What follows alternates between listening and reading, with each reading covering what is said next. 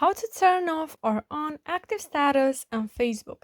Hello guys and welcome to our channel. So here as you can see I am already on my Facebook app, so make sure that you are logged in. So from here, from your page, you want to click on those three lines from the right up corner next to the messenger icon, and then from here you want to scroll down and click to settings and privacy, and then again click on settings. So then from here you want to scroll a little bit down, and here at audience and visibility the last option is active status. So click on that, and then if you want to turn this off you just have to toggle this off, and they say that you won't be able to see when your friends and contacts are active or recently active. So if you are okay with that, just turn this off.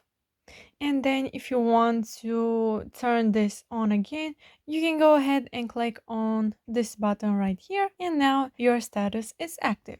So yeah guys, that's it. I hope this video was helpful for you. If it was, and if you have some questions, you can go ahead and comment down below, and don't forget to like this video and subscribe to our channel. Thanks so much for watching. Have a great day. Bye bye.